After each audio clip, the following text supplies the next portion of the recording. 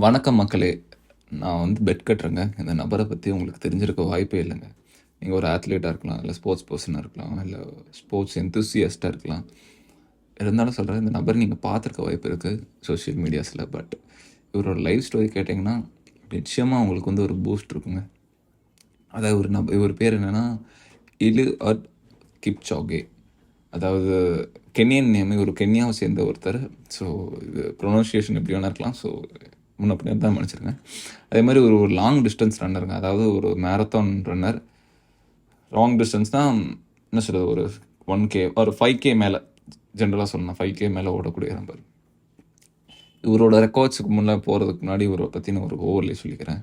என்னென்னா, இவர் கப்சவியா அப்படிங்கிற ஒரு சின்ன ஒரு கிராமத்தில் பிறக்கிறார், கென்யாவில் ஒரு ப்ராவின்ஸ். அதே மாதிரி ஒரு ஃபிசிக் பார்த்தீங்கன்னா 1.67 மீட்டர் 52 kg தாங்க. ஏஜ் 39, பட் இன்னும் ஸ்டில் கம்ப்ளீட்டாக தான் இருக்காருங்க. இன்னும் அவர் வந்து ஆக்டிவாக இருக்கார், பட் இன்னும் ரிட்டையர்ட் ஆகலை. அதே சமயம் இவர் பார்த்தீங்கன்னா 39 வயசுங்க. பார்த்தா அப்படி தெரியவே தெரியாது. கிட்டத்தட்ட அந்தளவுக்கு வெரி குட் ஃபிசிக்கில் இருக்கார். 20 வருஷமாக அந்த கரியரில் இருக்காங்க, லாங் ரன்னிங் கரியரில். ஒலிம்பிக்ஸ் அவார்ட்ஸ்லாம் பார்த்தேன்னு வைங்களேன், பயங்கரம். 2004 ஏத்தன்ஸில் பிரான்ஸ், பெய்ஜிங்கில் சில்வர், அதுக்கப்புறம் ரியோடி ஜெனியில் கோல்டு, டோக்கியோவில் கோல்டு, பாரிஸில் கோல்டு, எல்சிக்கி 2005 இது வேர்ல்டு ஃபைனல்ஸ் நான் சொல்கிறது. பாரிஸ் கோல்டு, எல்சிக்கின்ல கோல்டு, அப்புறம் ஒசாக்காவில் சில்வர், அப்புறம் பெர்லின், அப்புறம் டேகோ. இந்த மாதிரி எல்லா காம்படிஷனில் அவர் வந்து கலந்துப்பார். இவர் முக்கியமான ஃபேமஸ் வந்து இவரோட பெர்லின் மேரத்தான் தாங்க. 2023 நினைக்கிறேன், 2019 நினைக்கிறேன். பெர்லின் வந்து 2023 I hope so. 2013 Berlin, 20 London. ஆமாம், 13 பெர்லின், அப்புறம் 20 லண்டன்.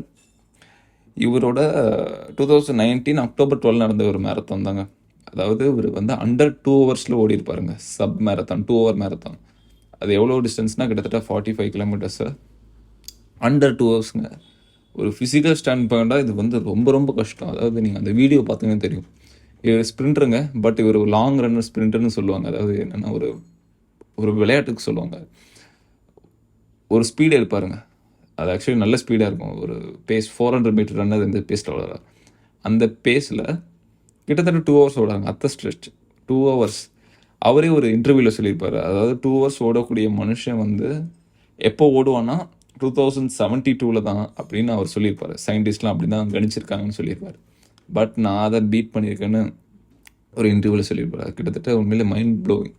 அதாவது எந்த அளவுக்கு பேஸில் ஓடுவார்னா, இதை நிறையா காம்படிஷன்ஸ்லேயே வைப்பாங்க. அதாவது நிறைய அந்த ஈவெண்ட்ஸு ஃபாரின் கண்ட்ரீஸில், அதாவது ட்ரெட்மில் மாதிரி இருக்கும், ரோடு மாதிரி இருக்கும், பட் இட்ஸ் ட்ரெட்மில்.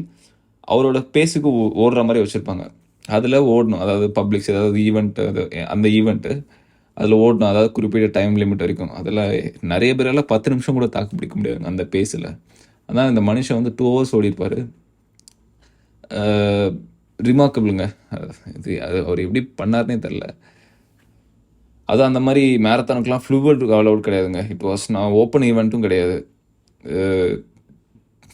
அந்த ரெக்கார்டு வந்து எனக்கு தெரிஞ்சு யாரும் அது எப்படி புரிய வைக்கிறதுனா, கிட்டத்தட்ட 9.57 எப்படி உசேன் போல்ட் ஓடினார் இதில் 100 மீட்டர்ஸில், அதுக்கு ஈக்குவலானவங்க. இப்போ 9.55 ஒருத்தர் ஓடினார்னா அவர் நம்ம எப்படி கொண்டாடுவோமோ அந்த மாதிரி ஒரு கொண்டாடலாம்.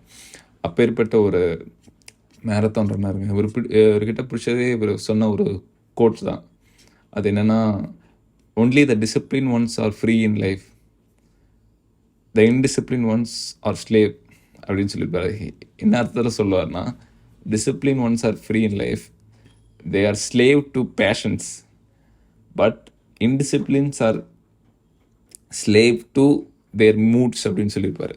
உண்மையிலே இது வந்து நீங்கள் நல்லா யோசனை வைங்களேன். அவருக்கு சொல்ல வர்றது கரெக்டாக தான் மாதிரி தெரியும். அந்தளவுக்கு இந்த கோட் வந்து எனக்கு இம்பேக்ட் பண்ணியிருக்குங்க.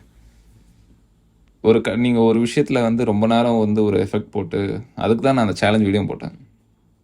அதாவது ஒரே விஷயத்தை திரும்ப திரும்ப பண்ணுறது மூலமாக நீங்கள் வந்து எப்படி அதில் வந்து ஒரு எக்ஸ்பர்ட் ஆகிறீங்கிறத உங்களாலே பார்க்க முடியும். ஸோ அதுதான் அந்த discipline. Only the discipline ones are in life are ஃப்ரீன்னு சொல்லியிருக்காரு.